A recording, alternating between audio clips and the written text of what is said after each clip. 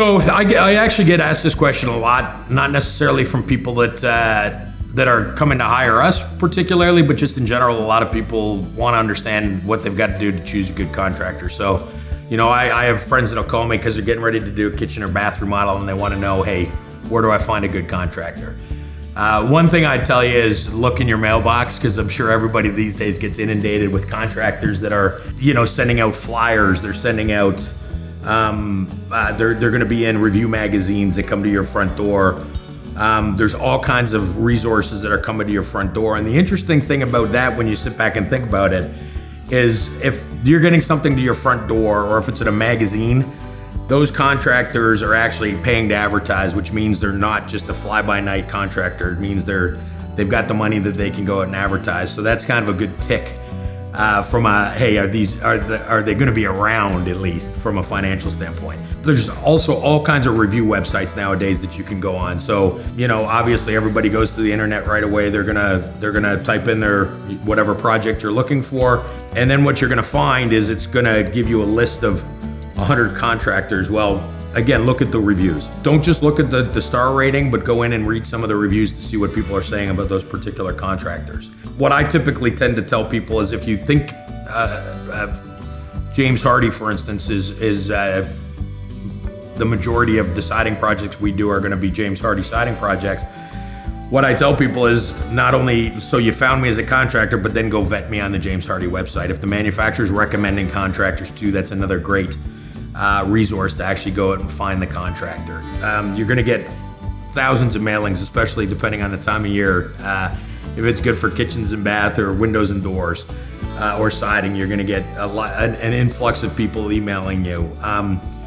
When you start talking to the contractors, ask for referrals. Again, talk to 2 or 3 of their customers, see how their customers talk about them. I've got some great referrals that get very excited, and I've got some more serious referrals. So depending on what my clients are looking for, I've got different people that I can kind of send them to talk to, and about the size of the project and the types of things that you're doing. But the number one thing I would tell you when you're going to choose a contractor is when you've got 3 or 4 contractors and you feel good about all those contractors from a vetted standpoint, then it really is about how you get along with that contractor. Is there a kind of a connection? Because what I will tell you is whatever project you're doing, you're going to be working with that contractor for a period of time.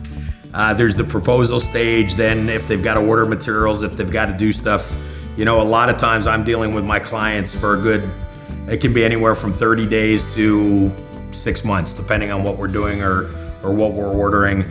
And then what I tell people is we're kind of getting into a relationship for a long time to come, because if there's warranty stuff afterwards, if there's if there's a tweak, if you've got a question, if there's things that you kind of need, you want to have that relationship with that contractor. So, not only do I think you've got to do a job vetting them and feeling comfortable that they're a professional company with good referrals. You've seen some of their projects. They can either show you in pictures or they can send you around. And then at the end of the day, you have to feel comfortable with that contractor because you're going to be working with them. The other part of the question about how to kind of dig through their proposals, one of the things that I tell a lot of my clients is not every contractor is quoting apples to apples. And I think, again, most people tend to in our industry, most people tend to go right to the bottom line and they look at the number. And they look at the number and then they decide, okay, these are the 2 or 3 or 4 contractors. One thing I tell everybody is really try to understand, a contractor like myself, we line item out everything. We tell you kind of exactly what you're getting. So our proposals tend to be a little longer, a little more detailed, but at the same time, they kind of spell out everything that we're gonna do for you, and hopefully we've captured what you wanted in your project. What they're also gonna explain in a lot of these proposals is a lot of the stuff that we do that might be different from other people that's part of our project. Then what you'll also see is you'll see people do a 1-pager with one number at the bottom of it. You'll see people do some generalizations of what they're going to do with one number. You're going to see a wide variety of stuff. So what I always tell people is, make sure what you think is covered is included in that proposal. And if you've got to add some stuff to the proposal, write it down and add it, and you'll both sign off on it.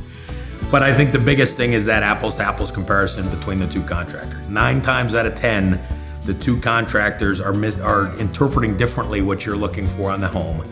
9 times out of 10, the contractor is trying to sell you what they like to do. Maybe 9 out of 10, maybe that's high, maybe it's 6 out of 10, but the contractor is trying to sell you what they want to sell you versus listening to what you want or what you need and then kind of working back with you. So again, I think once you find the contractors you like, I really think going through those proposals and understanding, are they apples to apples? If they're not apples to apples, are the things that are missing, are you okay with them?